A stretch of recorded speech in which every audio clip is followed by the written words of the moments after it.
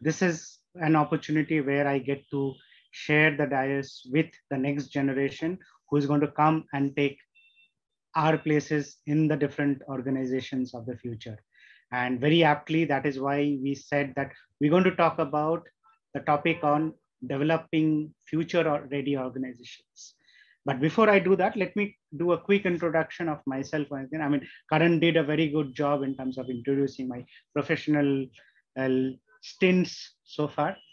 By the way, I am a mechanical engineer. I passed out of NIT Bhopal. Okay, I had nothing to do with IT when I did my engineering. But right after engineering, I thought, let me try my hand on the management side. So right after NIT Bhopal, I went on to study industrial management at NITI. And by the way, that was the first batch of industrial management from NITI as well, because NITI was all along producing a batch of industrial engineers. That those were the MTech population from industrial engineering purpose. And I was the privileged to be part of the first batch of industrial management from NITI. And coincidentally, my roll number was also 1. So for batch 1, roll 1 was my credential when I joined NITI. But when I joined NITI, what I understood is how business really operates. I mean, all along during engineering, I had sketchy ideas of how engine firms operated. Of course, I always had a dream being a mechanical engineer to contribute in the engineering side. So that is a dream that I still continued even when I went into NITI. So my specialization in NITI was operations management. Again, you may ask me, it's an irony that I'm doing a job in IT today. Okay, I'll tell you how all these things came in. But again, the very fact what NITI taught me is about looking at things end to end in a holistic manner. And that is the first lesson we learned. The second lesson we learned is that the best marketing you can do is with your own ability and what you deliver on the ground, because you are your own sales agent. And the why I emphasize that I was part of the first batch was also we were an experimental batch that was coming out of an institute which is known for industrial engineering. And how do we make our positions in the market as management graduates, first of all? And not only management graduates, we were to basically kind of throw a challenge to all other management institutes that had established itself in India by that time. Okay, so what did we do? I mean, happy to again say that as a part of marketing, we conceptualized an event called Prerna in NITI. And I'm sure as a management graduate, many of you know what Prerna is. It is today one of the premier platforms where you showcase your industrial projects to different corporates. And that is the time when we conceptualized that. We traveled across the country, met all the management schools in India and told them, here is NITI who is coming to basically challenge you as a management graduate. Come to this forum and prove your mettle. Prove, for example, I traveled to IIM Calcutta and said, we know you are great, but today NITI is placing a challenge in front of you. So I hope you accept the challenge and come and fight out in terms of what good projects that you do. The reason why we chose good projects, because it is where the rubber hits the road, because what you learn in management and what you practice is what you see in your summer projects or your winter projects or your internships that you do. And that is where we told the corporates, here are the best management graduates coming from all across the country, and showcasing how they solved the problem.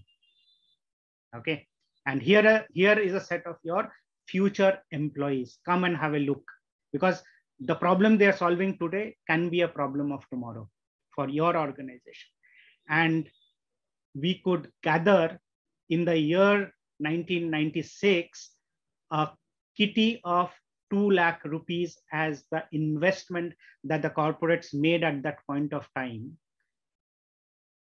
because we told them here is the kitty that's going to be the seed fund for the future initiatives in the same space, because we're going to reward the best project that was done, and that set the ball rolling. And today, this particular event is one of the very prized event for all the management graduates across the country. So that was my lessons in marketing. Where did I want to be a marketing guy? No, but we understood the reason why you want to stay afloat, and not only stay afloat, create a name for your own self.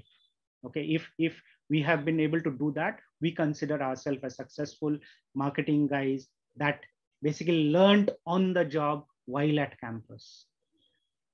So in NITI, because I told you that I still carried a dream of working for an engineering company, but I did not join an IT company from the campus, by the way. I joined an automobile company. I'm sure you all know Eicher Group. I joined Eicher Group in Indore. Okay, and as luck would have it, I was basically chosen because of my pedigree from NITI and all those things as a part of the core team who had to implement an ERP. And I'm talking of year 1996. That was the time when most of the companies were implementing ERP for the first time. And this gave me an opportunity to learn again the most of the business processes that an organization does as a part of an, we call it the core business processes. So I learned how to kind of create a process right from identifying a supplier to that of creating a contract, creating in supplies, making good receipt note, receiving it in the stores, issuing it for production, and carrying out the production, doing the quality checks, doing the pre-sales checks, and then selling it as well. So that was the learning I had. And again, it goes back to, again, my passion, because I was always a sucker for learning how things work. Okay. When I was a kid and even as a toddler, I would even say, go to the extent of breaking all the toys that I had just to understand how does a toy work. Okay. And then I would try to put those toys back together. But being a kid at that point of time, I may not have been very successful in terms of putting the toys back together, but it gave me an idea of, and it kind of instilled a curiosity of learning how things work. And I think that is something that I will probably attribute to what I am today, because I'm still curious about learning how things work. And that is exactly why we go out to all the clients that we serve even today with a mind that first, let me understand you end to end, then only I'll make my recommendation in terms of what I can do for you. Okay, and that is something that I wanted to share with every one of you, because you all are at that cusp of that crossroad in your own careers as well. And I have brought a simple, easy to understand slideware pack as well. I hope I'll be able to drive home very minimalistically in the idea of how to create organizations of the future. Okay, and those are lessons we have learned based on our experience. These are lessons that we have learned based on how we transformed other companies based on what we learned on the job. Okay, so that was how I started. As I said, I started my IT rather face off with IT when we started implementing an ERP. But by the way, I worked for companies like iSure, Marico, and then I switched to the consulting side. That's when I joined an IT company like Wipro, and then I went on to IBM, and then Capgemini, and then today with Accenture. But let me tell you this, even though I'm working in an IT company, I have never done a single line of code because I'm not a techie, but I know how technology works. And I know business, I know how business works.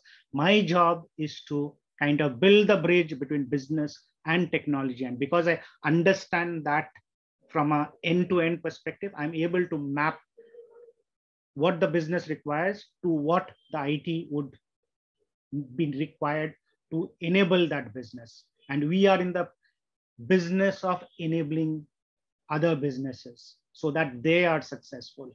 And IT, as I see, is only an enabler. Okay. So I'll pause here if you have any questions. Let's make it more interactive. And I don't want it to be a monologue. I want it to be a dialogue. So feel free to ask any questions if you may. I would love to know a little bit more, could you elaborate a little bit more on that transition, where you started in a tech firm, you started in an automobile company, post your MBA, from there to becoming an IT consultant, that transition, how did that whole thing happen? Could you elaborate on that just a little bit? Sure. So when I passed out of my NITI campus, I was offered a job with iShare from the campus. And the job role was of a material management executive. Okay, I joined in as an assistant manager materials. My job was of purchasing. I would spend my day basically procuring materials for production. In that journey, I learned about procurement. And while I did that, I was also given an additional responsibility to manage management information system for procurement. Say, for example, how is the inventory moving? How much of purchase I'm doing? What are the high cost goods that I'm doing? How can I reduce my costs so that ultimately I can save on the product cost, which would improve my margin and hence improve the profitability of the company. So I was given a charge to also manage the IT system related to procurement. And that is how I learned how IT and business kind of works together. So then, as I said, I always had a thing for knowing how things work. So I said, why should I be kind of restricted to only procurement? Let me pick up other area. How does a sales process work? How does a quality management process work? How does a manufacturing management process work? How does a financial management process work? So all these things ultimately built up, and then I was able to relate back to what I studied way back in my B school. Okay, so all those things that I studied came to life when I started touching those processes and those systems. And therefore I was a natural choice to be the lead of a process when it comes to implementing an ERP. Okay, so when you implement an IT system, you always build an IT system for the business. And that is where I stepped into an IT project, but representing business. And that was how slowly the transformation started. So once I worked with iShare, I said, fine, I learned a lot about automobile company. Let me kind of enrich my learning and see another case in itself. So I joined Marico. Marico is a FMCG client. And all of you all know Marico, right? Parachute, Saffola, these are all the brands from Marico. So I joined there and started working on not only their ERP implemented, but then I started doing advanced applications like supply chain optimization, business warehousing. Okay.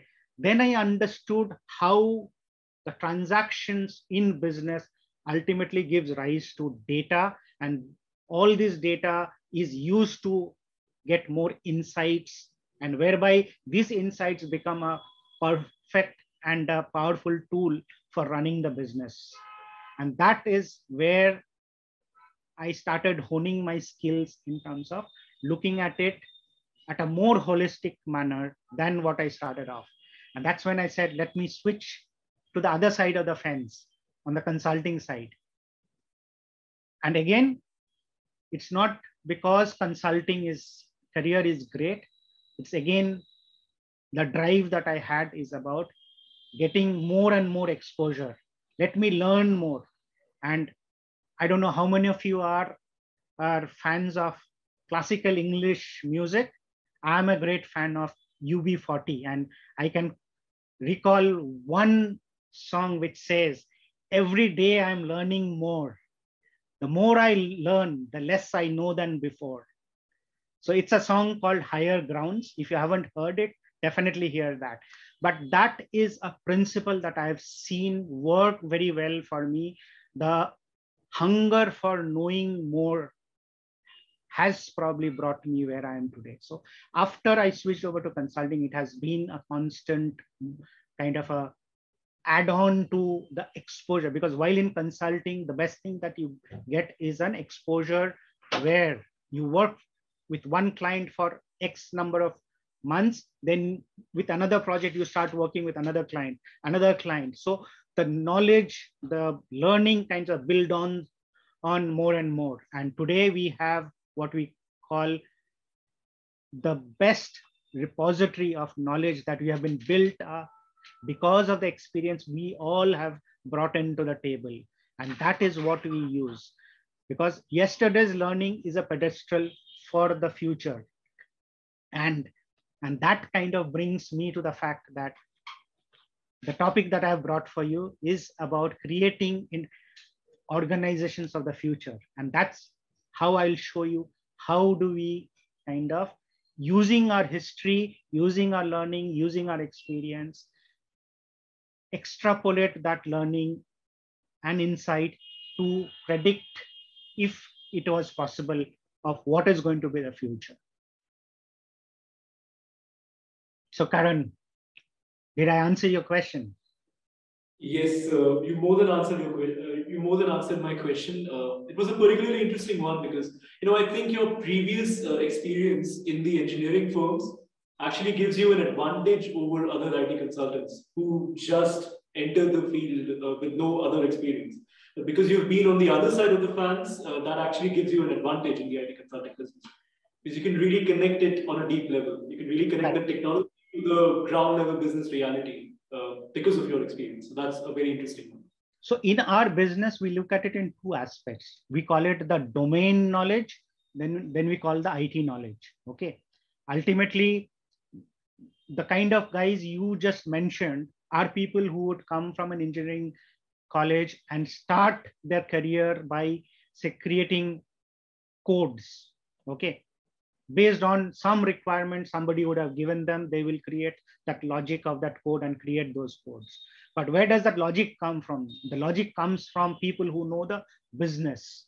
That's how the requirement comes in. Okay, that's how you spell out the requirements. And then the guys who are the IT guys would create a code, enable that requirement so that the business can achieve their objective through that requirement. So yeah. All right. So Karan, let me also spend some time in terms of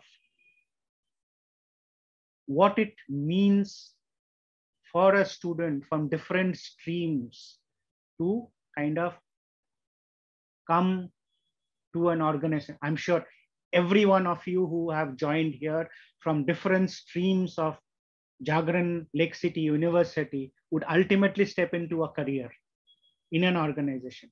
The question is, how do I fit in? How do I contribute?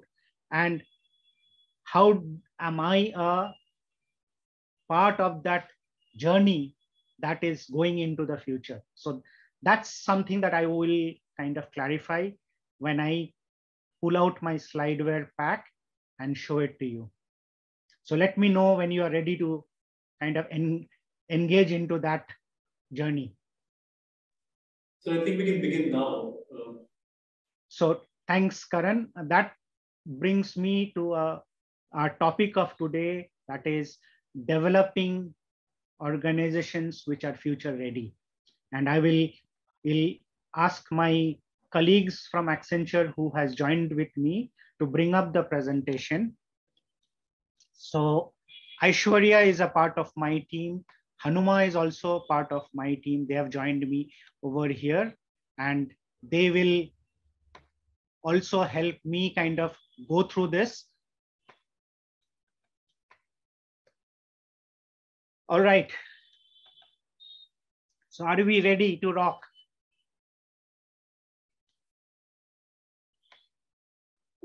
Yes.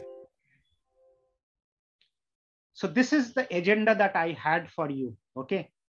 Let's look at the very first part, is that why do we even need to look at the crystal ball, which kind of gives you an idea of the future? Okay. I'll try and make it more interesting. I have some good videos to share as well. So hopefully you will enjoy. And by the way, pause me anywhere where you have questions. I'll be eager to answer those questions then and there. Okay. So as you can see here, Hanuma and Aishwarya is going to help me here. And I'm going to go through the entire story for you. And hopefully the story is an entertaining one. Okay. Let's start with the first section. So this is where we say, why do you even want to look at the crystal ball? Okay. So what you see on my screen is nothing but what is happening across the world today. And the words that you see out there are simple facts that you see. So the entire economy is changing today.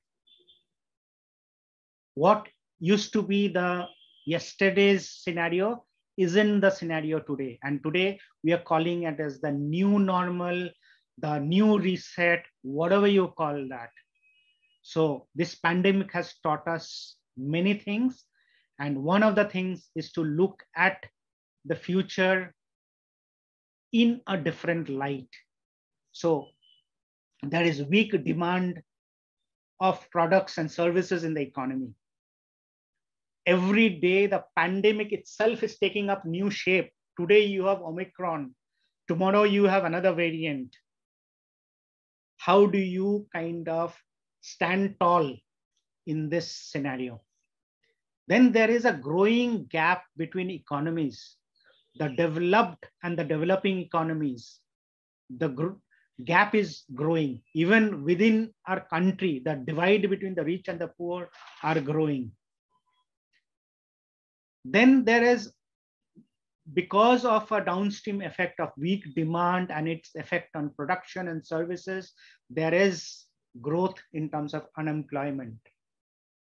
And all of us are here looking at what's going to be the employment scenario tomorrow, because all of you are going to step into a new career tomorrow. Does that career mean in something that you had a picture in your mind, or is it going to be something different? So things are changing every day. There's inflation growing, there is geopolitical unrest going, and finally, because of all these things happening, there is a big war for talent. In our industry, we call this current era as the Great Resignation era. And we are seeing a lot of churn in our industry as well. Why so? Because things are so much in a flux and people are taking a hard stance into what they felt was okay yesterday may not be okay today, and therefore they want to try out something new. And as a result of which, you are seeing more and more new things coming every day.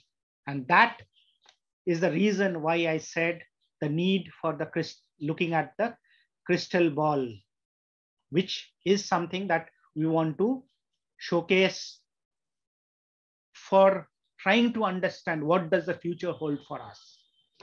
Okay, and every organization would have a need to look at that, because unless they do this, every organization will fade into history. We'll see some interesting cases as well for organizations who were not able to predict the future rightly. Okay, but before we do that, let's kind of look at a quick video. And I have brought some good YouTube videos that you should be able to enjoy. Okay, so let's look at this video. By 2050, our planet will be a vastly different place. By 2050, artificial intelligence will be everywhere. AI-driven stores will allow you to purchase goods without cashiers or waiting lines. AI will diagnose and treat patients, manage transportation, and analyze massive quantities of data. AI chatbots and voice recognition systems will sound like and behave just like real people. AI will be implemented into robots. By 2050, robot dogs and other pets will serve as companions. Robots will dominate factories and begin to serve as teachers, cooks, pharmacists, law enforcement officers, athletes, and other professionals. In 2050, universal translators will remove all language barriers, and voice recognition will be ubiquitous. Hundreds of sensors will be installed in our clothes, homes, and overall environment to monitor our well-being and improve our lives. Computing will change. By 2050, we may run on quantum computers. Based on the properties of quantum physics, quantum computers could deliver massive leaps in computing power, outstripping any current transistor-based models. AI and computers will integrate into humans. Brain chips like Elon Musk's Neuralink will treat neurological disorders like Alzheimer's, Parkinson's, spinal cord injury, and blindness. These brain chips will allow people to control computers and prosthetics with no physical interaction. By 2050, we may be controlling things with our minds and communicating through brain signals.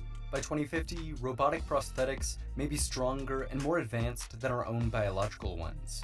Prosthetic eyes and ears will enter the market, curing blindness and deafness.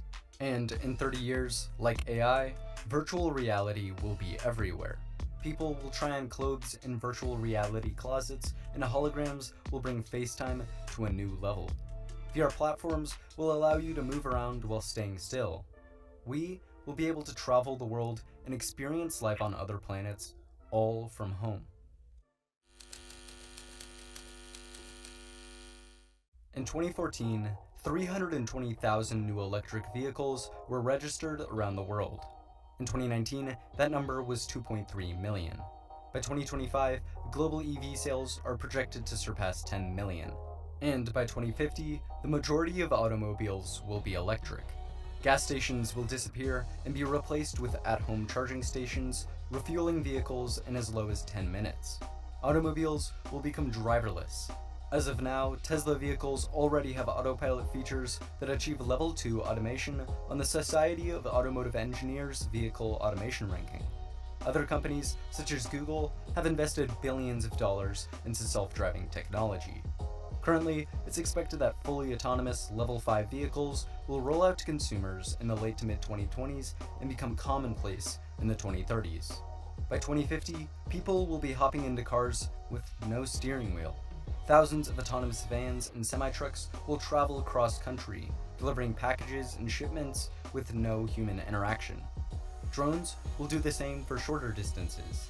By 2050, swarms of drones will be delivering small packages from floating or vertical warehouses.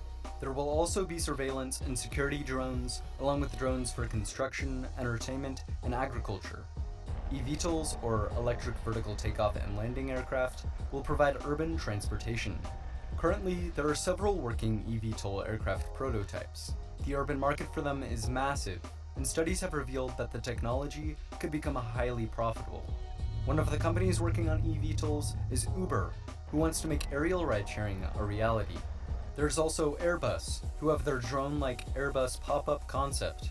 If Uber, Airbus, and other companies succeed, we could see widespread adoption of the technology. By 2050, cities will likely have air taxis everywhere. But that may not work. Elon Musk says that roads must go 3D, which means either flying cars or tunnels. He believes the answer is tunnels. Right now, Elon Musk's Boring Company is digging small, experimental tunnels under cities. If Musk can significantly cut down boring costs, by 2050, cities will have thousands of tunnels underneath them. Another one of Musk's brainchilds, Hyperloop, will revolutionize long-distance land transportation. Hyperloop, the idea for vacuum maglev high-speed trains, could speed up to 700 miles per hour. A trip from Los Angeles to San Francisco would be only 43 minutes long, compared to a 6-hour car ride.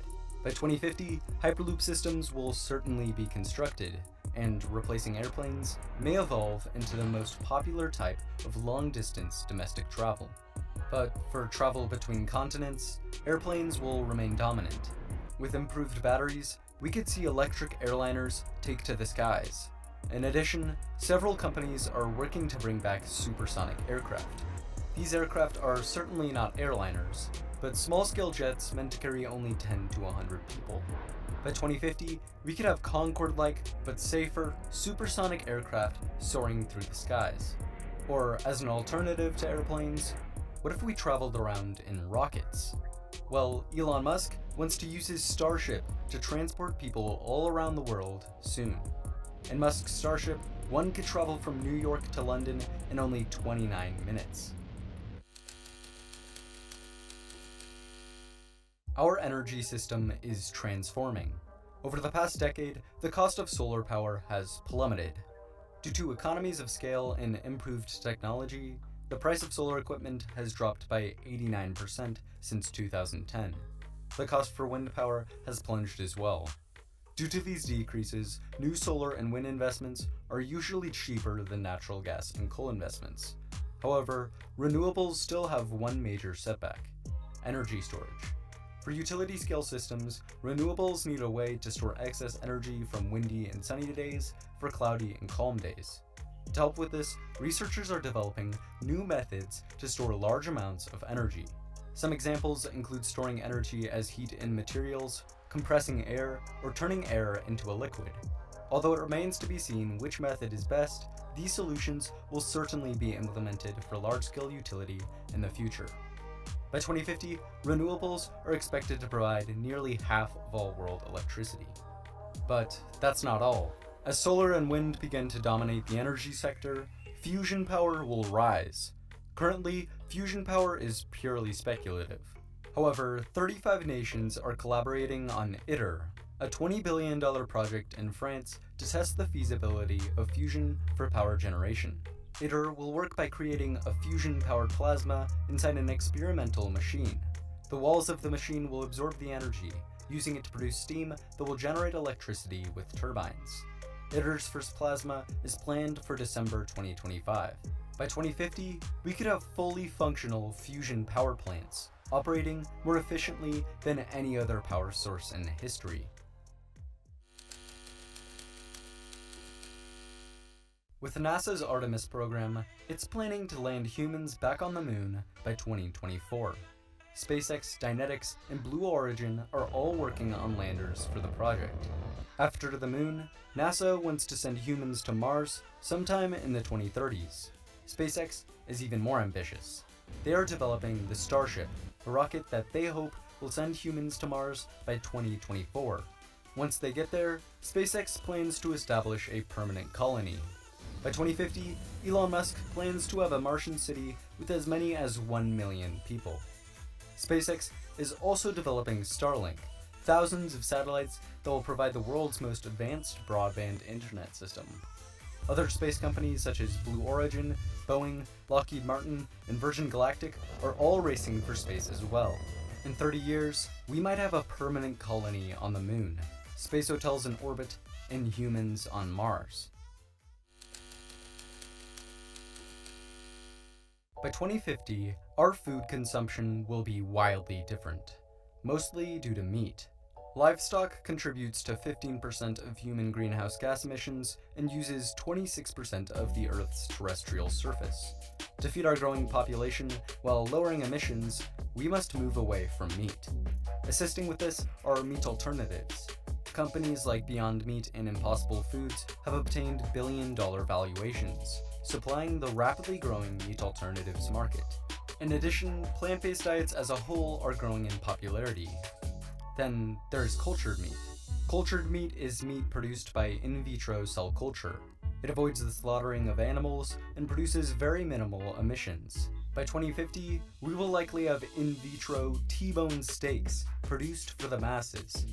To meet the demand for increased plants and the growing population while escaping the uncertainty of the changing climate, farms will move indoors, vertical, and into cities. The vertical farming market is exploding. By 2050, there will be large-scale vertical farms all around the world, feeding the growing population while using very little land and water. As our food consumption transforms, biotechnology will advance. While prosthetics replace large organs, stem cells will regenerate injuries and diseases. Stem cells, which can be guided into becoming a wide variety of specific cells, will be used for therapies. Eventually, like brain chips, stem cell therapies could help those with Parkinson's and Alzheimer's, but also those with type 1 diabetes, heart disease, burns, cancer, arthritis, and all sorts of other diseases. Another biotechnology is gene editing. Using CRISPR/Cas9 technology, scientists can now remove strands of DNA that are causing illnesses and replace them with different ones. In the future, scientists hope to cure lifelong inherited diseases with this technology.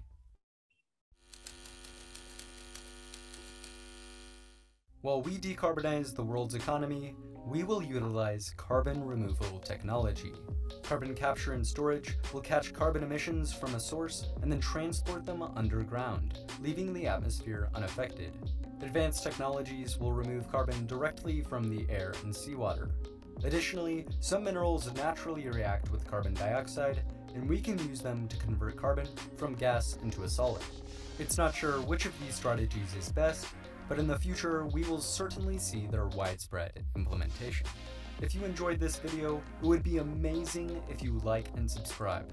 Also, remember to check out the comments and join the conversation.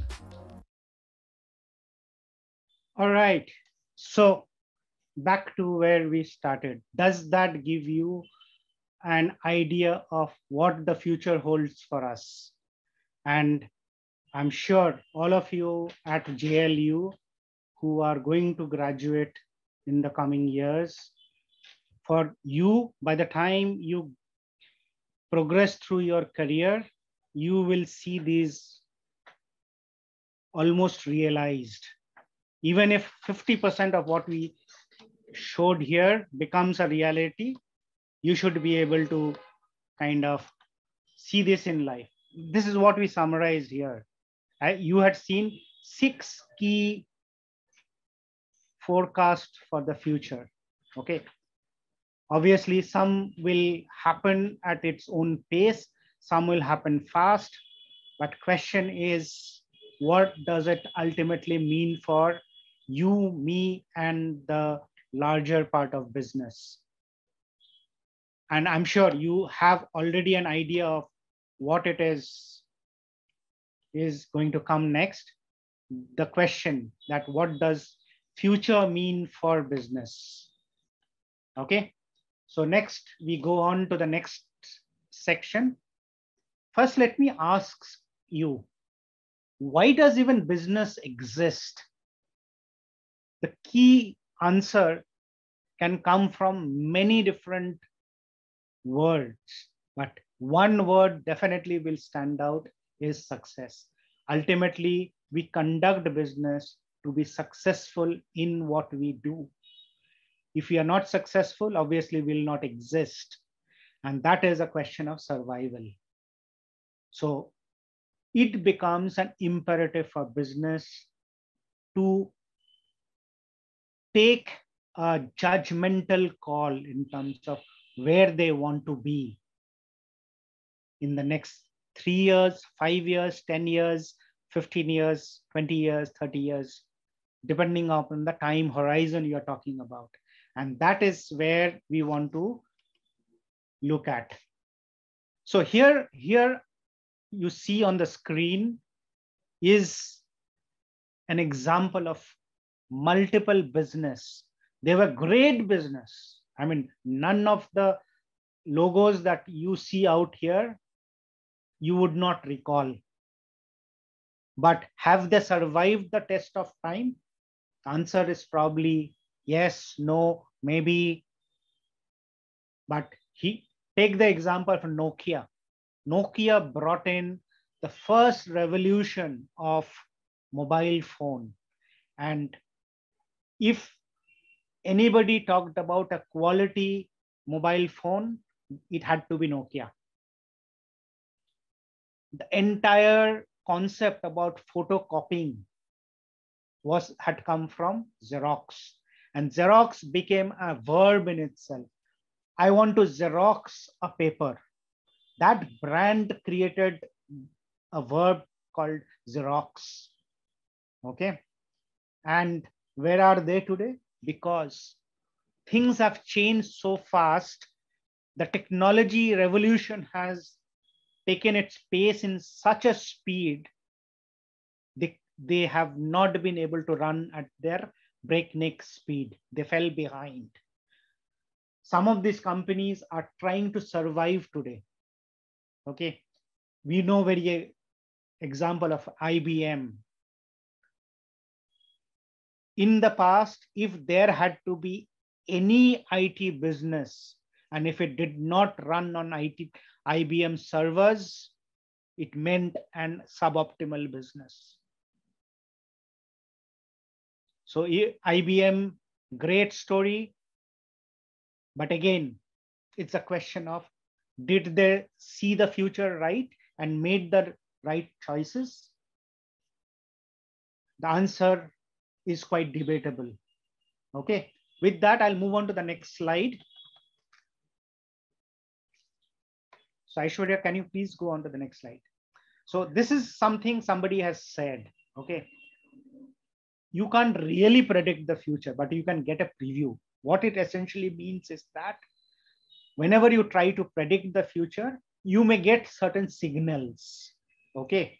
Some of these signals could be noise. Some of these could be really something that we are talking about, what we need to do. It's our calling that is important out here in terms of what signal do we catch, use, and act upon it. Okay, so this is what it says. So you can have the best of the breed technology to kind of predict your future, but if you don't get the right insight and make the right decision, obviously you're not going to be effective in terms of your decision that you have made, right? So I will pause here and spend a little time kind of absorbing what Peter Drucker had to say. Peter Drucker, as you know, is the father of competitive advantage. Okay, I'm sure all of you will read Peter Drucker if you are a management school graduate. The theory of competitive advantage comes from Peter Drucker. But what he said is really true, because the best way to predict the future is to create it.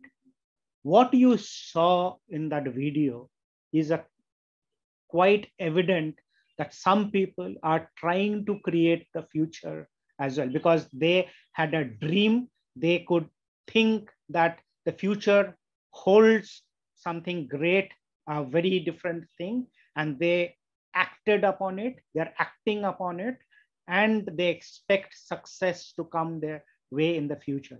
And that's the simple thought why organizations need to first itself try and predict the future, but also build and create the future for themselves.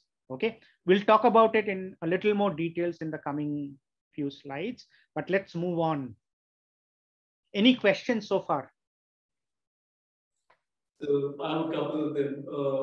So when the video was playing on about the future of technology and about how life would look like in 2050, and when that segment about space travel came, you had a smile on your face. I could see that. So would it be fair to say that you are a big space enthusiast? Something Yes, that's I very am. I have grown up with the likes of Star Trek, which says,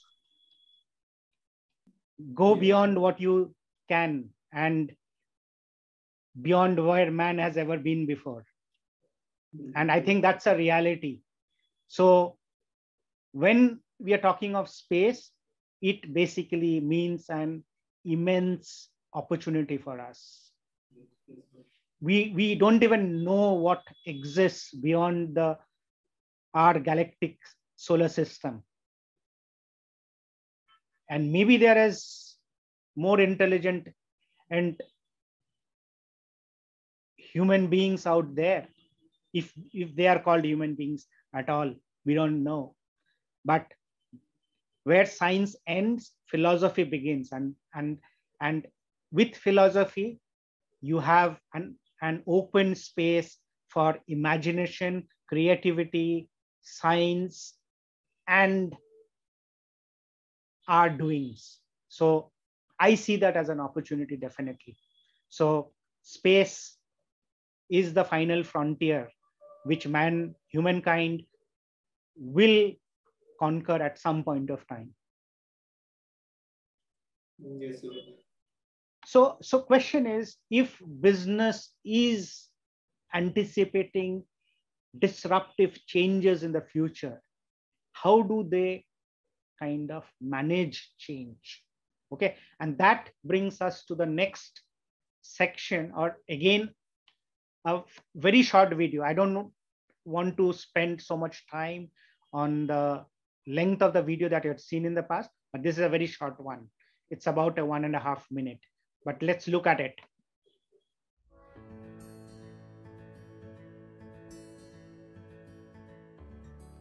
As business owners, I believe there are two things we must do.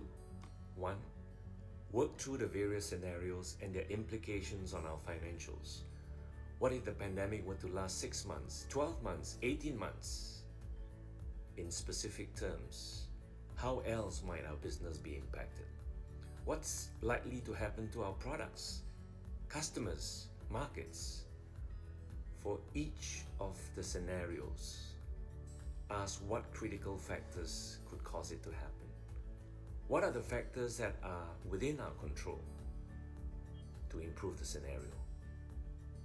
Can we trim costs further? What else can we do differently? 2, closely examine our modus operandi, the business model, in the light of the change internal and external environment. For example, training companies are delivering their offerings via the internet. Doctors are seeing their patients leveraging on video technology. I just read that in the US, car dealers are making house calls. One last thing. Look at our internal processes and systems and structures to prepare for the upturn. Above all, stay positive, keep the morale high. This too will pass. This is Andrew Sen, Decision Processes International Asia.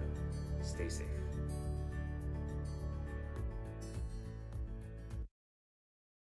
All right. So very interesting thing what he said. He said, look at your process, structure, and all these things and think whether it will survive the test of time. And these are things that you need to look at when you see the future. And we say in our day-to-day saying, save for the future, build your house as if it is going to stand the toughest of the storm, And that's what business also has to do when it has to kind of move with the times. And that is the reason why we have the need to see the future and then internalize what it means for us and what do we need to do in order to survive in the future and succeed in the future.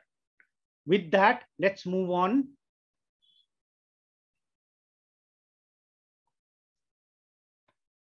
Aishwarya, can we please move on? So this is where we want to really look at a particular industry, okay? And this industry is consumer goods industry. And I'm going to ask my colleague, Hanuma, to step in and explain to us that what are the changes that she is seeing in the consumer goods industry. So she leads consumer goods industry for me. And this is what she sees, how the industry is changing as well. Over to you, Hanuma. Thanks, Abhijit, and thanks, JLU, for this opportunity for me to speak on this. But yeah, so we have seen like how the overall industry has changed and what we need to look in. But if you come to the consumer goods industry, if we just go 2 years back, almost around the same time, right? 2020, and then same March time, suddenly, there is this lockdown that has been declared, like slowly one after the other country, and everything came to standstill, right? And then when you go to when you want to have a products in your house or for your consumption, you don't know how you have to get it. Or even if you go to a retail store on a specific time, then there are no products available on the shelf. That means like everything came to a kind of a standstill for a certain point in time. And then slowly things started picking up, right? But how is it happening? So what the previous video said, it too shall pass. But is it going to remain the same, or how is it going to change? That's what we are going to see. Aishwarya, can you go to next slide? So basically, what we have seen as an industry in last 2 years, specifically from the consumer goods industry, it's not going to go back to the same state where we are in, because the way things are changing, and it's like a permanent reset that has happened. There are for many industries that has happened, but for consumer goods industry, we have seen like that it's never going to go back to the same state where it is in. And the way the brands and other things are emerging are going beyond the brands to more human centric. So what's happening? We'll just what are the 3 business trends that we have to watch, post pandemic. So we'll just have a quick glance of this video, how things are changing, and then we will summarize this, how the overall industry is changing. In the post-pandemic world, consumer behavior and business practices will be different in significant ways from their pre-pandemic patterns. The pandemic may best be analyzed as an accelerant of changes that were already underway. Online shopping has now eclipsed brick-and-mortar storefronts, which were already in decline before the pandemic. Moreover, the trend toward convenience and delivery is now entrenched. The pandemic's push for work from home was a major acceleration of trends toward more flexible work hours. Companies will expand flexible work hours, saving money on real estate and reducing business travel. In the post-pandemic world, technology is the new leverage that allows certain businesses to scale their services in an impressive manner. The stock market has already rewarded companies with the ability to harness technology to reduce costs while expanding services. The pandemic was merely the tipping point to accelerate trends that have been building for decades.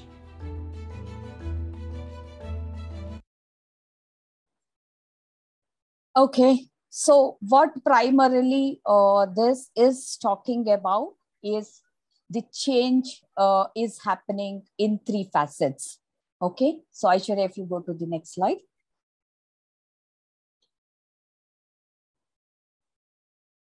So maybe yeah. So it's happening in three facets. One is the consumer side, the way the consumers are behaving, so when we are saying consumers are behaving, primarily it is three ways: the way they wanted to buy, the kind of products that they wanted to buy, and the kind of products that have to be delivered. So all these three things are changing. One is like the type of products they want to buy, more health consciousness and the fitness consciousness. That's what is happening.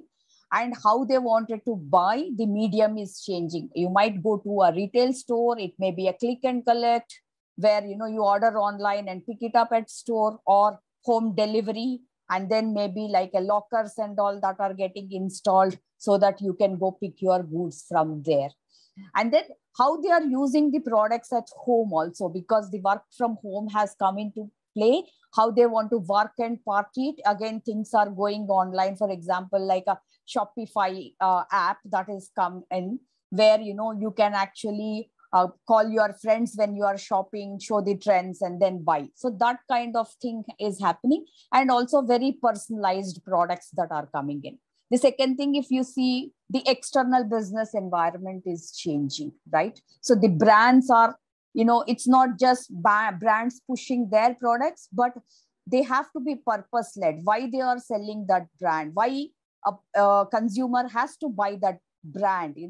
Because consumers are looking sustainability as well, like whether the product is sustainable, green labeled, or where it is coming from, the origin. For example, farm to table is coming up with locally sourced product and say that this is where it is sourced from. So that's from that. And the other thing is, there are government regulations and all coming more in terms of how the business can be conducted, how the product related information that has to be published. All those things are happening. And then the sustainability related regulations are also coming in terms of how they can do. And then coming to the internal business environment, the third aspect, this is all from the technology, right? So all the technology is transforming. So how a business can leverage the technology, right? So now the consumer goods companies are coming up with e-commerce, opening their websites and all. And then, they are directly reaching to the consumer.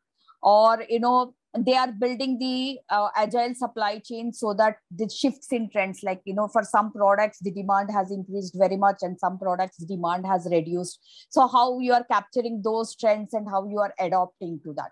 So these are like, very high level, we can talk any much that, if you go in depth into each of these, but this is just a glimpse of how the things are changing for consumer goods industry. So if you go to the next slide, basically what we are talking, okay, your industry is changing, the environment is changing, but still businesses are failing. Why that is happening? So they are receiving the signals, they are seeing the changes. So this is where, we will see like why adoption is very much important. So we'll just see this small video, why the businesses are failing after knowing things. What we're seeing in the last 10 years, certainly, are large companies failing. Companies like Kodak, companies like Blockbuster, companies like Sears. And if you step back and think about it, it's not obvious why that should be. And when you ask people why that's so, they typically say, well, they're being disrupted. But disrupted by what? Disruption really means the emergence of a new set of competitors, a different way of doing business, a different technology that allows you to do business in different ways. But the interesting thing is that the pace of change, the pace of disruption, is actually increasing. And in the face of that disruption, those changes, what we're seeing are big companies failing. There are three very separate disciplines that they have to be good at if they're going to be successful at dealing with disruption. They have to have a process, a discipline for developing new ideas, what we call ideation. They have to figure out which of those ideas are likely to be successful as a business, what we refer to as incubation. And then the third discipline is that they have to, once they have an idea that looks like it could be successful, they have to have a set of processes that ensure that that new business gets the assets and capabilities they need to grow. And here's the problem. Some companies are pretty good at incubation. They're perfectly willing to spend money to come up with new ideas. The problem comes when these businesses begin to scale and it takes serious resources. When that happens, suddenly these senior executives who are all in favor of innovation suddenly realize that to develop new businesses, they may in fact have to sacrifice some short-term profits. That's when many CEOs suddenly step back and say, maybe not.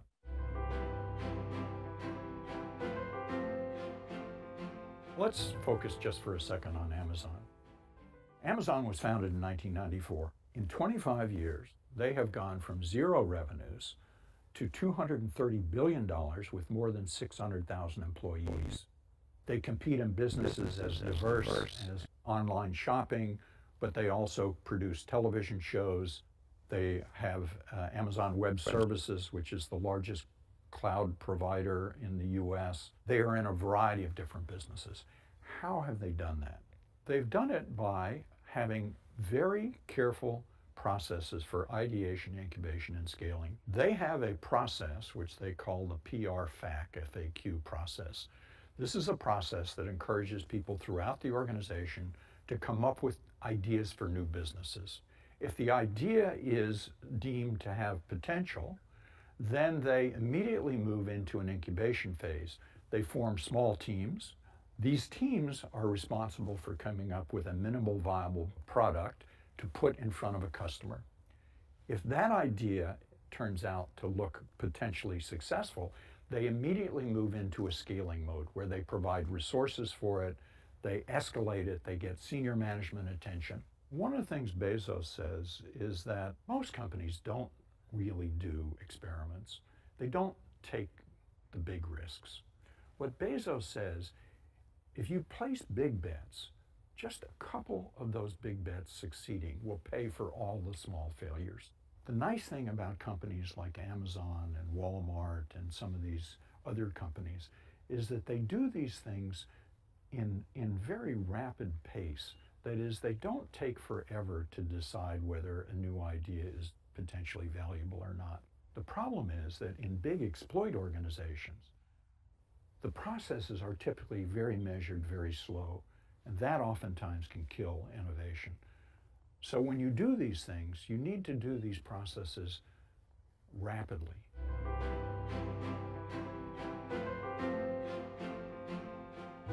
This is really a leadership issue. When we look at companies that have failed, have been disrupted, it's not because of technology. They failed because they didn't have leaders who could play multiple games simultaneously. Almost all companies today are really interested in innovation. But the thing that they often are not sophisticated enough at is making this distinction that we've been talking about between ideation, incubation, and scaling. The best of these companies have managers who understand that it takes all three of these disciplines.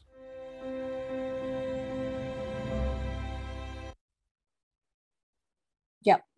So just to very quickly summarize the three processes, what they talked: ideation, incubation, and scaling up. And you have the correct leadership and the speed of innovation, where you have to decide where to take it forward and where to stop. I think these are the key factors for any business to be successful, change with the changing trends and moving forward and be successful in the industry. So with this, I will hand it over back to Abhijit to take it forward with other aspects. Thank you, on this. I think that was a great example from the industry, and also an important discussion around, ultimately, in spite of doing everything right, why does still business fail? And it all comes down to human beings who are the helm of this, ultimately are the drivers of the change. So leadership does matter. If you have a strong leadership who sees the future, takes risk and is willing to place their bets on things they are convinced about, I think there is no reason why an organization will not be successful. With that, we'll move on to the next part of the presentation, which is nothing but what does the future mean for me? When I say me, it means all of you all who are here listening to all of us here. So with that, let's move on to where it answers the question in your mind. And I'll start with a Dilbert question, because I asked you at the very start of this session, you're going to ask, how do I fit in? Because it looks all up in the air, very, very science fiction types, maybe even coming closer to astrology or so. How do I, as an individual who's graduating out of this JLU University, kind of fit in? And see here, the humor is that everybody has a place in the story. Of course, in this case, Dilbert's boss did not even know if that a strategy existed, but that's a humor. Okay, so let's move on to the next slide. So the future ready organization will anyway have to look at 5 different lenses, as we call it. First is about strategy. That means you have to have a strategy that recognizes what you want to do in the future. Okay, and we heard about talking about innovation, incubation, scaling, etc. That means first you have to strategize, and obviously that's the work of the leadership team to strategize. The next thing that you would talk about is setting the organization structure right in order to make that strategy work. So you can do a fantastic, say, Booz Allen or a big firm giving you the strategy for the future.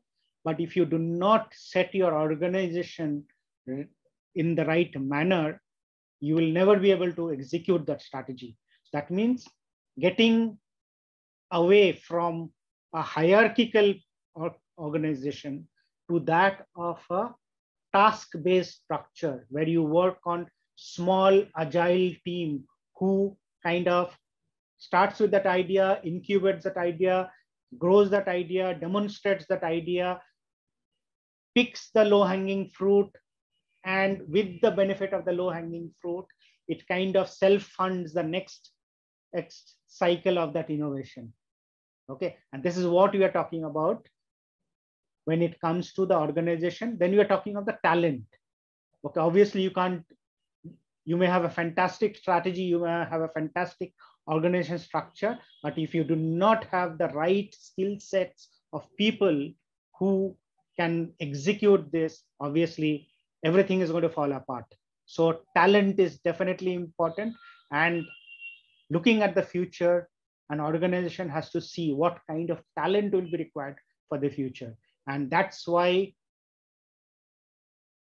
your role comes in. Are you readying yourself from a talent perspective for the future? What an organization would need, so that when you are ready for your starting your career with an organization, does the organization see you bringing in valuable talent? And that talent is not necessarily the degree certificate that you carry. It's about ability to think, ability to innovate, ability to work in cross-functional teams, and look at projects which will yield results much faster. Okay, that means we are talking about a kind of agile ways of working. And obviously, as you heard, technology enables everything. You bring in the best breed of technology, but if you're not able to adopt that technology to that of the strategy and the organization and the set of people you have, technology is also going to be a failure. And there is one reason why many companies go for re-implementation of technology in cyclical time, because they probably did not get it right the first time. or they implemented technology in such a way that it was not well adopted. So when you think of technology, you have to think it from how it kind of embeds into the other cornerstones of your organization, like strategy, people, organization structure. And finally, last thing that you need to look at is about sustainability, because it is an important thing for the future. Because if you're going to survive on this mother planet for our next generations, we need to start acting sustainably. So sustainability becomes a core part of the strategy today, if from an organization perspective. Now, let's look at how a typical organization is implementing all of these and kind of making it happen. So let's go to the video which kind of shows that. Just give me a moment.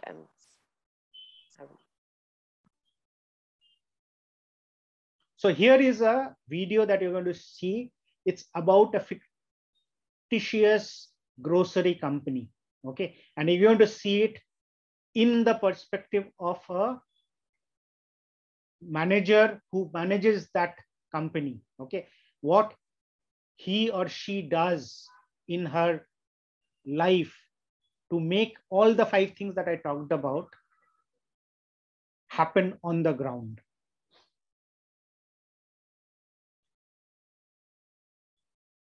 Do we have that, Aishwarya?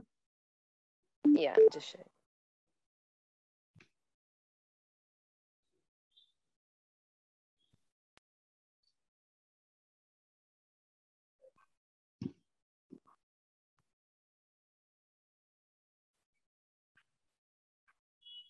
I'll play the video.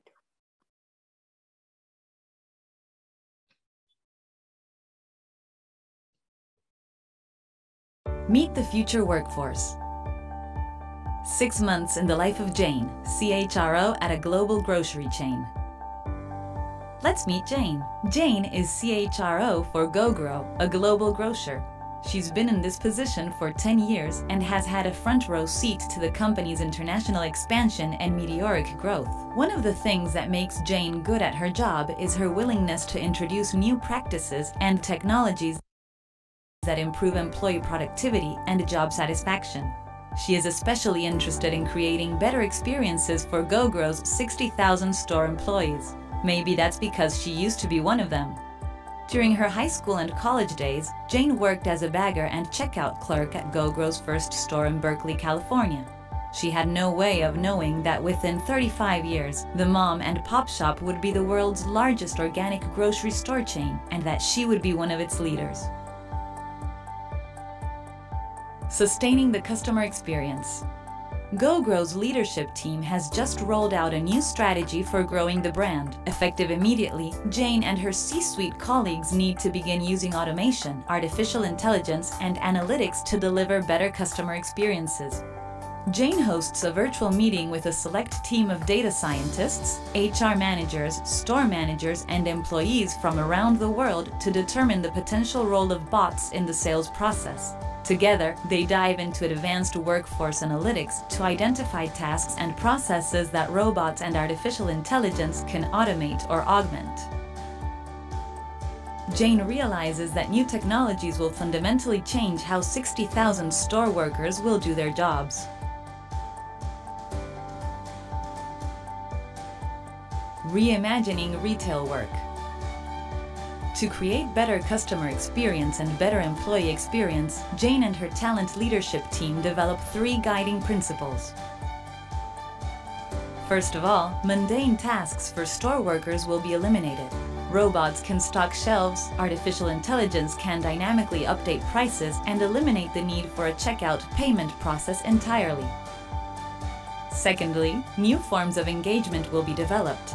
Advanced analytics provide insights into what shoppers are looking for on a given day and how customers want to engage. Employees will deliver new experiences thanks to these analysis and new technologies. And last but not least, new in-store roles will be created to deliver unmatched customer experience. one-on-one personal shoppers, meal prep consultants, and ambassadors for GoGrow branded products. Reimagining training and recruitment. GoGrow's new customer experience strategy calls for a new talent strategy and an adaptive workforce trained to deliver exceptional one-to-one customer experience. The new workforce will comprise internal resources who need to be upskilled and external resources who need to be recruited, onboarded, and trained. Jane meets with her recruitment lead to learn how GoGrow plans to tap adaptive talent pools. Artificial intelligence-enabled analytics help identify skills the new customer experience strategy demands. Internal systems and social media networks are used to identify new talent. Jane reviews a new curriculum that covers mandatory training in areas such as health and safety, but also educates store personnel on new roles and new technologies. She is pleased to see the training is immersive, with augmented reality playing a starring role. Reskilling the management team. Upskilling store personnel is one thing. Upskilling GoGrow store managers is another. In parallel, HR team focuses on managers to make sure that they are empowered to embrace the change. They will need to understand the new sales strategy, the new roles of associates, the new technologies that will revolutionize customer experience, the new systems that manage and measure employee performance, and how to use the volumes of customer data that store technologies will make available. Jane directs her trainers to develop a manager training plan that addresses these requirements. Virtual rooms and other immersive technologies are tapped to bring store managers up to speed quickly. Personalizing, extending, and optimizing customer experience. Jane is invited to meet with GoGrow's IT and sales leadership teams to brainstorm new solutions that will bring the vision of hyper-relevant customer experience to life. They opt to move forward with 3 ideas. Firstly, artificial intelligence-embedded smart glasses that present detailed information about customers when they enter the store. Secondly, new technology solutions that allow virtual advisors to be accessible to customers via their phones, homes, or kiosks. Lastly, big data analytics that bring greater precision to merchandising, inventory management, and delivery. Jane sends a message to her team to update training modules accordingly. Making customer experience irresistible. Jane sits on a meeting with GoGrow's marketing and IT teams as they develop a strategy for attracting customers to the new experiences. Several solutions are considered and approved. Predictive analytics will pinpoint when to extend targeted offers and through which channel. IoT tracking will be used to offer deals to customers near a store. Social media listening will enable GoGrow to present offers in advance of life events. Coupons for cake ingredients and candles prior to a birthday, perhaps? Jane directs her training team to incorporate test and learn opportunities to enable the management team to become comfortable with these new solutions. She also works with marketing leaders to identify the new roles and app development skills required. An adaptive workforce needs adaptive experiences. In an adaptive workforce, employees assume many duties. Associates, for example, act as meal consultants, personal shoppers, and even data scientists.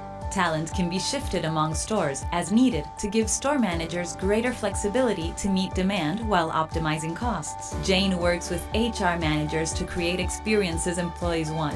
A new artificial intelligence-enabled, multi-channel scheduling platform allows workers to request the days and hours they want to work in their preferred location.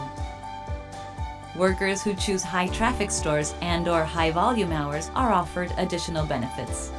By giving associates a greater say in when and where they work, job satisfaction and employee productivity soar. Managing peak demand. A few months later, GoGrow races for the rush of holiday shoppers. During peak selling periods, it has been difficult for HR managers to staff stores adequately.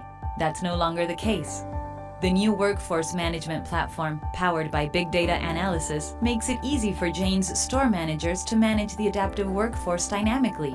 It Uberizes the associate's experience, enabling managers to draw talent from other stores or even outside the company. It enables HR to automatically plan and schedule employee coverage for each store, aligned to employee preferences. Further, the system automatically confirms schedules with associates and even tracks attendance. Store managers that still have difficulty with staffing can virtually interact with Jane to get permission to boost incentives. Exceeding customer experience and employee experience expectations. 3 months later, GoGrow leaders meet virtually to review results. They acknowledge Jane's role in the strategy's success, particularly her willingness to invest in new technologies. Those investments paid off. YOY same-store sales have climbed 4.5%. Workforce performance is up 23%. Job satisfaction scores have risen 12% thanks to the augmenting technologies, flexible hours, and an employee experience that is aligned to the needs of the associates. And HR costs remain stable despite expanding the adaptive associate workforce by 5%. Jane reflects on how far she has come since her days as a GoGrow clerk. She is no longer ringing up sales, but she is definitely bringing in profits. Unleash the power of digital technologies and reinvent your workforces with Accenture.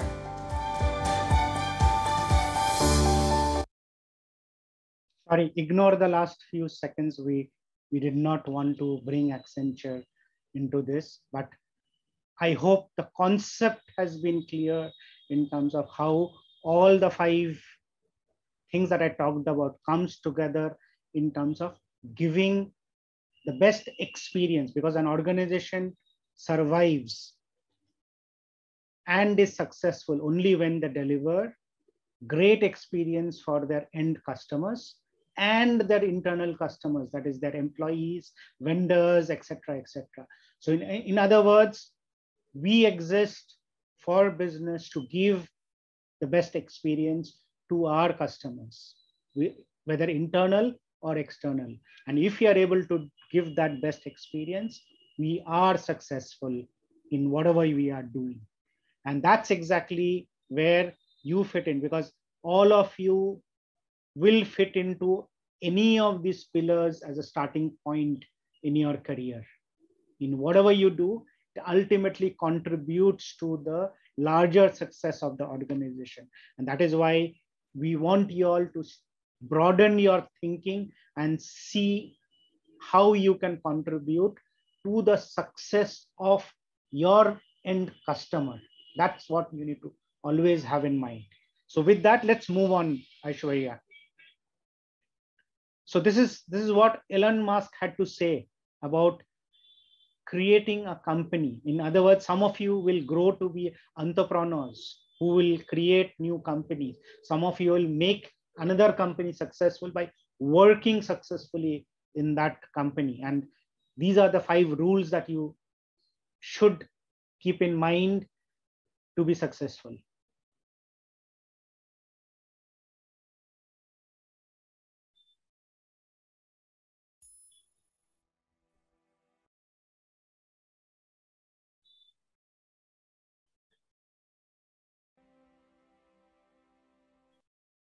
I think the first is, depending on how well you want to do, and particularly if you're starting a company, you need to work super hard. So what does super hard mean? Well, when my brother and I were starting our first company, instead of getting an apartment, we just rented a small office and we slept on the couch. And we showered at the YMCA, and we had just one computer. So the website was up during the day, and I was coding at night. 7 days a week, all the time.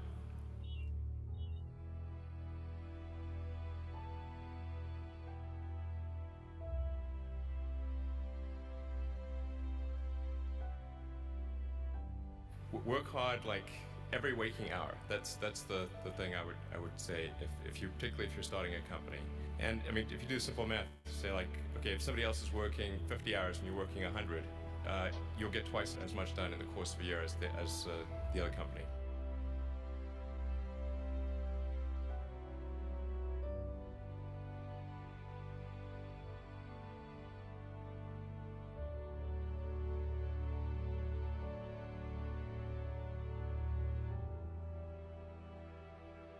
I think too is you got to make sure that whatever you're doing is a great product or service. It has to be really great. And I go back to what I was saying earlier, where if you're a new company, I mean, unless it's like some new industry or new market that, if it's an untapped market, then you have more ability to, the standard is lower for your product or service. But if you're entering anything where there's an existing marketplace against large entrenched competitors, then your product or service needs to be much better than theirs. It can't be a little bit better, because then you put yourself in the shoes of the consumer and they say, why would you buy it as a consumer? You're always going to buy the trusted brand unless there's a big difference.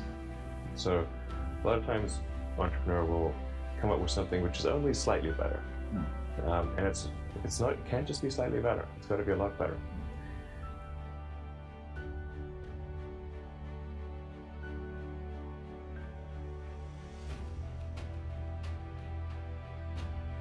The other thing I'd say is that if you're creating a company or if you're joining a company, the most important thing is to attract great people. So either join a group that's amazing, that you really respect, or if you're building a company, you've got to gather great people. I mean, all a company is a group of people that are gathered together to create a product or service.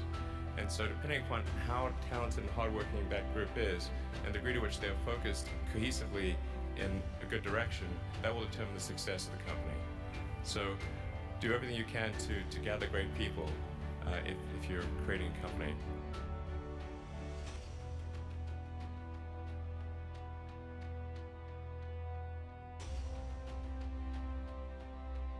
Then I'd say focus on signal over noise.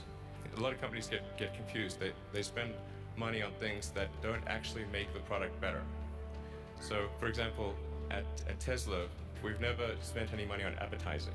We put all of the money into R&D and manufacturing and design to try to make the car as good as possible. And I think that's the way to go. So for any given company, just keep thinking about, are these efforts that people are expending, are they resulting in a better product or service? And if they're not, stop those efforts.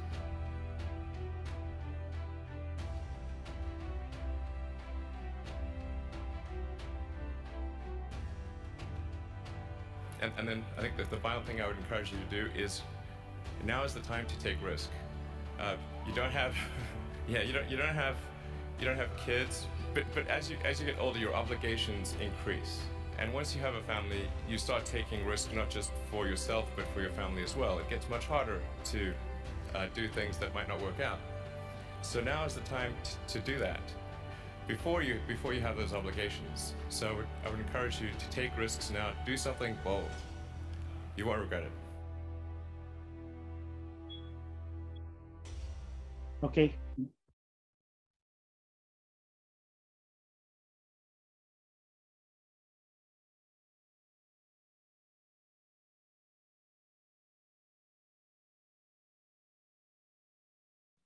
The 5 important advice that you see from Elon in terms of what it takes to become successful. And very rightly said, put a lot of hard work, put all your efforts in creating a very, very differentiated product, way better than your competitors. Either a product or a service, it has to stand out much better than your competitor. Otherwise, it's not going to survive. And your action speaks for yourself. As I said, you are your own sales agent. And that's exactly what Ellen also said, that your products will sell by itself. If you make your product so great, you don't even need an advertisement budget. And last, taking risk is an important part. You have to take a risk because taking a risk will pay off. If certain risks don't pay off, it will be a learning. And that is a great treasure that you will use for your next venture. And this is what is about how you kind of fit in. So tell me, does it resonate with you? Questions, queries, criticism, all welcome.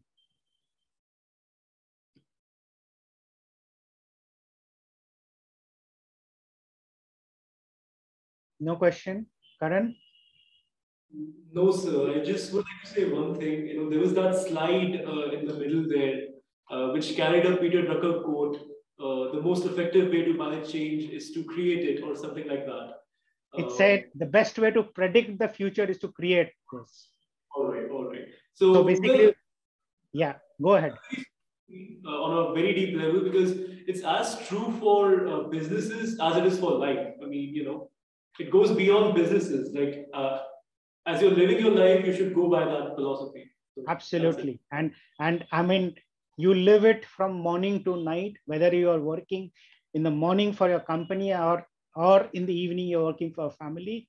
You need to think about what you want to be in the future, how a good person you want to be, how useful you want to be for the society, how useful you want to be to your loved ones. And that is how you kind of resolve for yourself in terms of what you need to do to make that happen.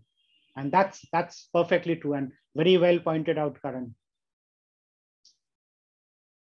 Cool. So next, let's move on again. And as we said,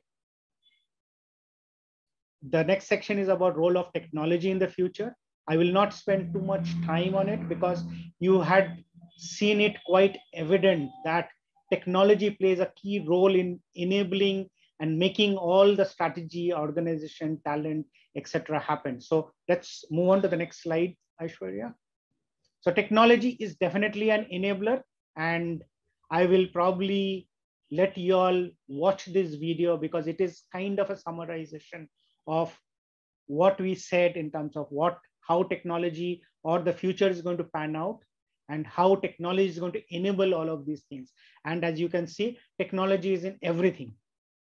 Okay, be it the book you read, the physical book you read, or the Kindle that you read on the either your phone or your laptop. Okay, so technology is ever present. We cannot deny technology.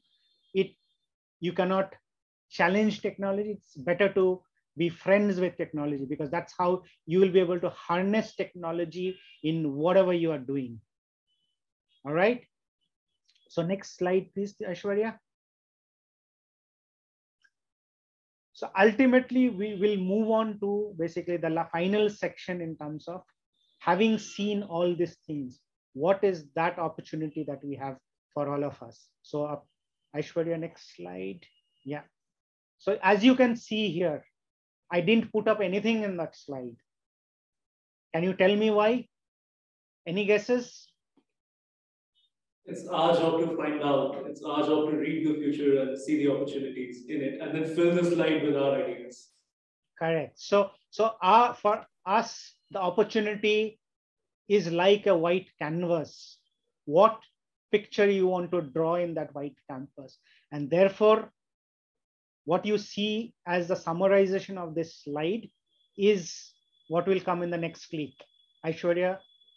So just one simple word, infinite, because for you, opportunity is infinite because everything that you have seen till now, you are an integral part of everything that you have seen so far. It's for you to realize what have you been brought into this world for and achieve it.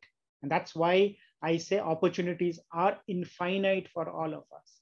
And you at the very starting point of your career, it's probably the right starting point to think big, think bold, and take the right steps towards your future. So Aishwarya, go to the next slide, please. So finally, I will summarize my entire slideware pack that I had is that the picture that you see on this, you are a part of every dot that makes up this picture in some form or the other. Your career is going to shape in such a way that you will contribute in one of these elements that you see in this picture. but what is the key thing that you will bring to the table when you are part of this is about innovation, thinking big, thinking bold, thinking differently, and creating products and services of the future, which is innovative. And that's what will make you succeed. That's what will make your organization, wherever you work, succeed. And with that, I will end my presentation here. And a big thank you for listening in. And the last thing that I wanted to leave you, just go back to the previous slide. This is one summarization of what you see in the industry today. Hanuma talked about consumer goods industry. And what you see on this screen is the number of innovators who have disrupted this industry today.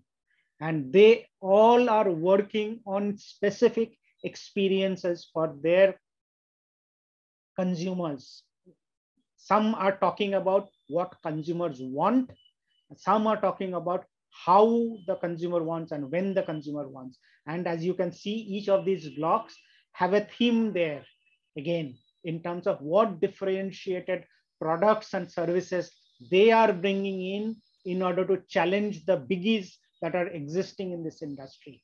So there will be always a challenge from such disruptors, and the role of innovation will not die away. In fact, it will grow multifold, and there will always be a challenge to the survival of any existing organization on this planet.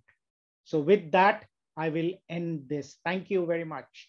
So I will kind of open up the forum for questions. If any, feel free to ask questions and I'll be happy to answer. Okay, so I think this was a very sort of inspiring and a very comprehensive session. If I remember correctly, I think we started out by looking at the challenges in the near future.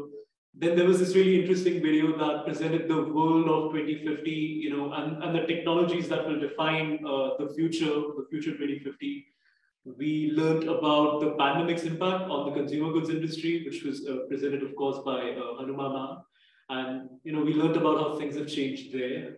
And then we also learned about Accenture's vision of a future-ready organization, the 5 points. Again, one thing that stood out there was the first one about being proactive instead of reactive, which is in line with the Peter Drucker quote there as well. And then, there were a lot of amazing videos. And the last slide was also very interesting, where we got to learn about some companies that are, creating the future of humanity in many ways. I'm familiar with some of them. I think I've tried Soylent drink as well. I tried it once, and yeah, it was a very fascinating presentation overall. I have a lot of questions, but before absolutely, sir, I will be asking them. But before I ask you the questions, I'd just like to make a quick announcement to the audience. So the floor is open for questions, like Sir said. What you have to do is to send your questions via chat to me. That would be Karan Gupta, JLU. You'll be able to find that in the chat. And then I'll be able to relay them to Sir, and I'll try my best to get your questions answered as well, in addition to mine. So, Sir, for you, I have a few questions that just came up to me. So, you started working at Accenture, if I remember correctly, in the March of 2019, right? Absolutely. So this is a very interesting combination of month and year, because this was exactly a year before the pandemic struck India. So you spent an year as the MD pre-pandemic, and then you have spent like close to 2 hours as the MD during the pandemic as well. So I wanted you to elaborate on how the pandemic impacted Accenture internally. Like Accenture's internal systems and processes, your ways of working, and how the pandemic disrupted them. Then how sort of Accenture managed the change, and how they were able to get their feedback up and begin resumed working despite the pandemic. So could you please elaborate a little bit on that internal sort of impact on Accenture? Very good question. In fact, that will tell us how, in fact, Accenture itself is changing with the reality of pandemic. For example, when I joined Accenture, my job is always client facing. So that means as a managing director, I'm supposed to be meeting clients every day. So I used to be traveling almost 3 weeks a month. I will probably get only a week at home. The rest of the weeks, I'll be either at different delivery locations or at client locations. And I would be basically flying from one end of the world to the other end of the world, either to convince my clients to buy new stuff or work with the clients in terms of how they want to kind of transform. So with pandemic, absolute travel freeze. So we don't even travel for one day in a month today. But yet, have you stopped interacting with our clients? No, because we have kind of brought the physical world to the virtual world and have made all efforts as possible. For example, if I have to do a transformation and project for a client, that means I have to be present in day-long workshops with a client in terms of doing a design thinking, because we don't want to enforce decisions. We want decisions to evolve. Okay. And the process of evolution, we do it through the design thinking process. And earlier we used to do it physically at client's premise. Now we do it over virtually using tools like Mural. Okay. Okay. Which kind of brings in the same effect, but obviously you are not physically with the client. Then the client is to visit us multiple times a year. And we had big investment in terms of showing client the art of the possible, the innovations that we do, all those physical investments that we did, that still exist. But what we had to do is that quickly change that mode to a virtual, so that we kind of transferred all those assets into the virtual world using virtual reality, augmented reality. So the client now, even today, also feels the same effect, or the experience of the client is same as what he or she would get if they walked into an Accenture premise today. Our people who joined Accenture prior to the pandemic, they were used to a great environment of work. The Accenture's work environment is something that is to be seen. Okay. The elaborate investment in terms of workplace facility, the way you collaborate, the way you have kind of an open space without any boundaries. Say, for example, well, as a managing director, you would expect me to be holed up in a cabin or so. We have an open culture out here. Okay. So that means anybody can walk into a managing director's place and have that questions addressed then and there. You don't have to think about levels. You don't have to think about taking an appointment. So how could we make that experience available to employees who joined post-pandemic, who did not even had an experience of the Accenture premise? So we tried our efforts in order to be visible, and we made it kind of mandatory for all of us who are part of the leadership to be always on video as much as possible, so that you are seen as if you are face to face. Okay. And that made a lot of effort. It didn't come in one day. Obviously, it has to come with certain steps and certain gradual changes. But yes, we are also changing. Ultimately, our job is also to give the greatest experience for our own employees and our own clients. And that's what we are doing. So pandemic has taught us that, and we feel that this is the way it's going to be in the future also. And there's a great learning out of this. That was very, very insightful. So we have an audience question already. We have a question from Sashank. And Sashank wants to know, the world is changing visibly, and so are the problems and the opportunities. It's a very dynamic world, way more dynamic than it used to be before. So what skills do you see as important? What skills do you see as valuable in this changing world, so that we as individuals can add value to the industry and to the society? Very good question. And I'm going to also, after answering the question, I'm going to call upon one of my team members who had been helping us out with the presentation and as well to relate her experience, because she has been 3 years into her career. She has joined us from campus, and we'll let her tell in terms of what it means. But let me start with what I feel in terms of what is the skill requirement that we need to do. So technology is changing so rapidly. Okay.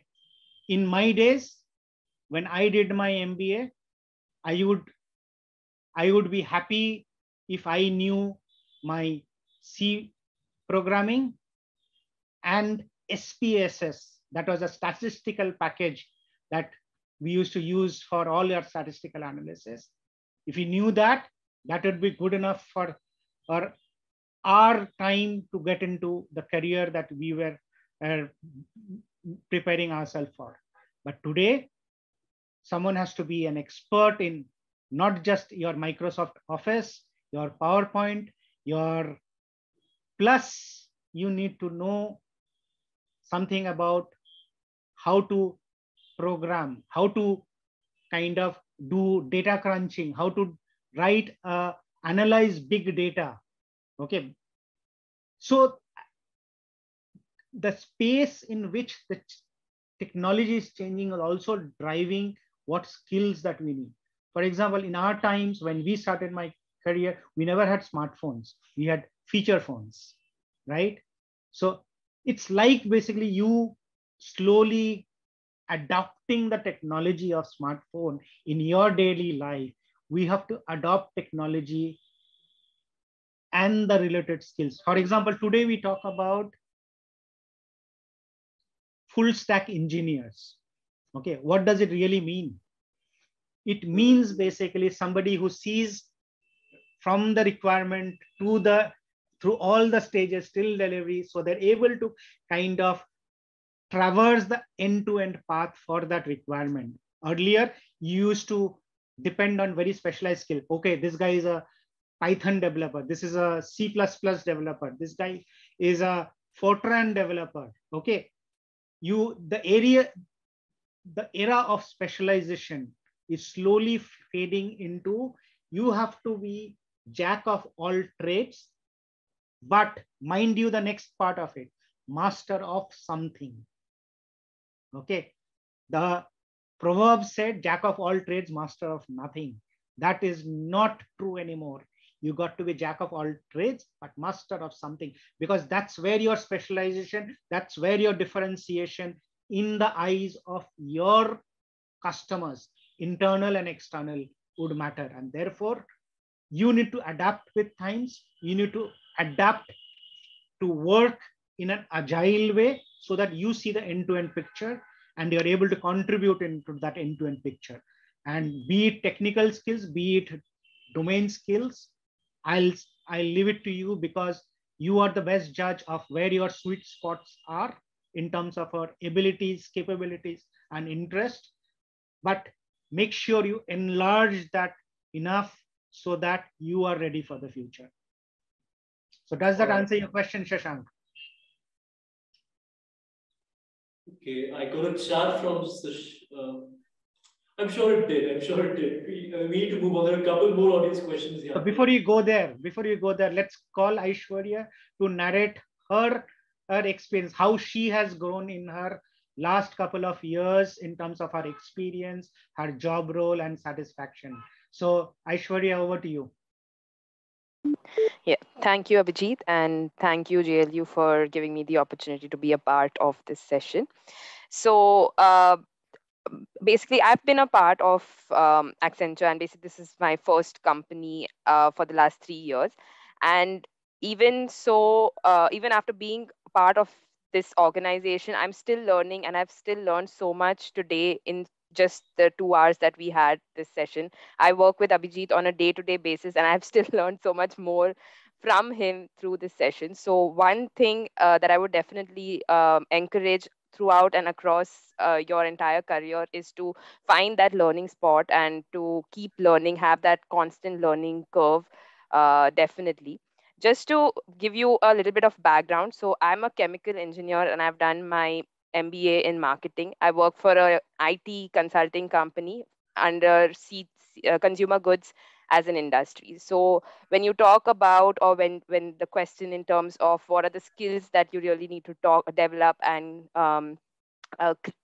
start learning, it's everything and beyond that as well. So it's about what is important today. When the pandemic struck, we had to immediately, almost overnight, come up with at least ways and ideas to change the way we were working, to change the way we were delivering to our clients, to not to be able to really rise up to the occasion of, or not to the occasion actually, but to the challenges that we were facing at that point in time, and come up with relevant ways to serve our clients. So what was probably, like how Abhijit mentioned, what was in his time was the most relevant thing keeps changing, and with that should our learning and should our skills keep adapting and evolving. So for example, based beyond this pandemic, and even so has accelerated a lot of things and a lot of trends and the way we are working today.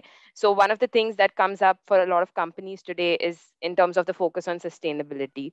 That's not just from a client perspective, but even from a global perspective, from a UN perspective and all of that. So today that focus is changing, and that's going to keep happening. So I would just like to really point out, or everything that Abhijit said is exactly how it should be, like jack of all trades and master of something. So that's how we should be dealing with skills and our career growth and changes. So yeah, I will not take more time. I'm sure there's a lot of questions that Abhijit will need to answer. So thank you. Yeah, I think that was very well, Aishwarya, ma'am. And I'm sure skills are often transferable as well. Even though you studied chemical engineering, and your present job probably has nothing to do at all with chemical engineering, but a lot of what you learn there, and a lot of the way your mind developed in terms of problem solving, in terms of how you see the world, probably comes in very handy. So skills are often transferable. You master one thing, and you find that you have developed skills in 20 other areas as well, which are sort of linked in an abstract manner, but not necessarily in a concrete manner. That was very, very interesting. That's very true. Yeah. I have another question here. This is from Sakshi. This question is for Sir, for Abhijit Dutta, sir. So Sakshi, sir, is a BCom graduate. She's doing her MBA. She's in the first year, and she has doubts about the utility of an MBA. She's of the opinion that she should just go and join the workforce and then just learn things that way. She's interested in HR, and she thinks that she doesn't need an MBA. She should just go and join an HR position, and she'll learn that way. So yeah, her question is really about the relevance of MBA. So this is a very interesting one. So, all right. Very good question. I think that's a very, very valid question. And if you ask me honestly, some people learn on the job, some people learn from textbook, and then they apply on the job. Okay. It's about how your strengths and abilities come together, because every human being is different. Their mental construct is different. Their ability to kind of set themselves into a situation is different. And when you say MBA is not required, I'll probably say that maybe even in a substitute, if you have an MBA or you go through the courses that gives you that vision, or that broadens your vision about certain things. For example, when I did my MBA, I always thought whether organizational behavior is a subject that needs to be learned. Okay, because my professor who used to teach me organization behavior used to jokingly say, in the organization behavior, you ultimately become a sadharan manager or a general manager. That's how he kind of made it very kind of fun about that study. But things strike, because those are the things that you carry in your mind. Oh, my professor made a fun about. I still remember it during my physics class. My physics sir said, while teaching radioactivity, he said, milk se silk banta hai. Very noble. I mean, from a question of making it light, it's fantastic way to put things into perspective, that you're making an atomic change from one element to the other through radioactive process, right? So these are things that you basically carry in your mind when you study. And I'll say honestly, even if you're able to implement 10% of what you learned during your engineering or your MBA or your BCom, MCom days, you should consider yourself successful in life. The question is, you should have the grit and the ability to think and implement those in real life. Because at the end of the day, what matters is what your gut feels. Okay. Many situations in business, we take decision based on certain gut feels, and that gut feel comes out of experience, and nothing beats experience. No matter how much of an MBA degree and you all carry, ultimate test is about experience. And whenever I recruit people, I ensure that I don't ask them any theoretical questions.